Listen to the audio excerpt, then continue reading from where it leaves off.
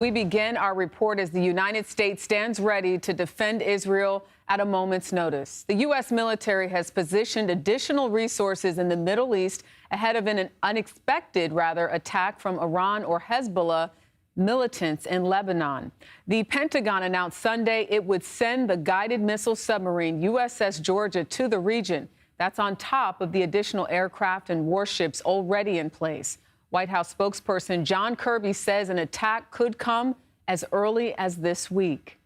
We have to be prepared for what could be a significant set of attacks, which is why, again, we have increased our force posture and capabilities in the region, even in just the last few days. Meanwhile, Palestinian health officials say at least 80 people were killed in an Israeli airstrike on a school turned shelter in Gaza City over the weekend. The Israeli military disputes those numbers. CBS News foreign correspondent Ramy Inocencio has more from Tel Aviv. Ramy. Tarika, hi there. Yeah, Israel's military gave an update saying it killed 31 militants at the Al Tabeen school and mosque compound in Gaza City. That was on Saturday morning during sunrise prayers. Now, the IDF claimed that the complex, which was being used as a shelter for people displaced in the war, was also being used as a terrorist command center. It released a new list of names and photos with red signs over each face saying eliminated. But people at the compound there said that there were no militants inside. Beyond Israel's immediate borders, this country is still very much on high alert, of course, for those threatened retaliatory strikes from both Iran and Hezbollah. Every night I look out at the windows wondering if each night will be, that night. And there are media reports here and in the U.S. that say it could happen in the next day, the next few days, but we frankly won't know until it happens. That is, of course, until governments or militaries see actual physical signs of launches from Iran or Hezbollah. Now, if they come from Iran, we would have several hours, perhaps, for drones to fly the about 1,000 miles from Tehran here, but minutes perhaps for cruise and ballistic missiles. And if they come from Hezbollah, which is only about 75 miles north of here to the border, we wouldn't really get much notice at all. But at the same time, there is a flicker of hope for ceasefire talks to restart again between Israel and Hamas. The date is this Thursday, August 15th, and that was after an urgent call from the U.S. and the mediating countries of Qatar and Egypt.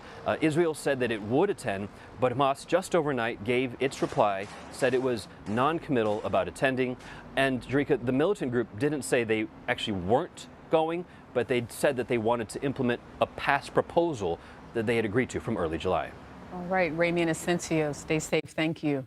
Let's bring in Chuck Freilich. He is a former deputy national security advisor in Israel and professor at Columbia University and Tel Aviv University. Thank you for joining us. First question, though, the Pentagon has now sent aircraft warships, obviously, and a submarine to defend Israel. How significant is this increased military presence that we're seeing right now?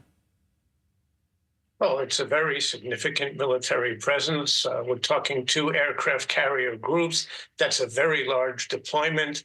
And I mean, this is to help Israel defend itself. It's not that the U.S. is going to defend Israel. It's along with some other coalition members, European and Arab countries. Together, it's a very potent military force.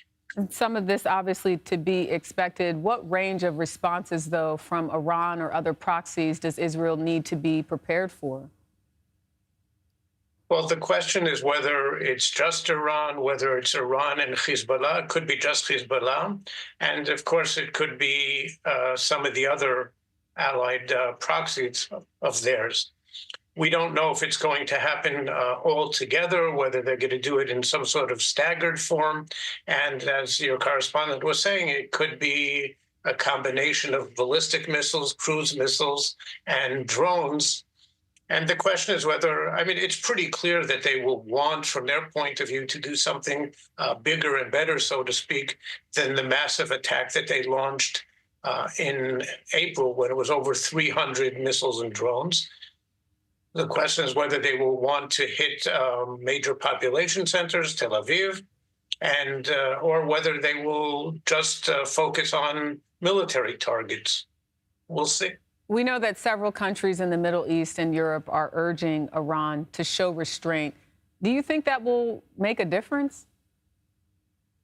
Well, it certainly doesn't hurt, but the various countries, the U.S., Europeans, and others encouraged Iran to show restraint back in April, and it didn't work then.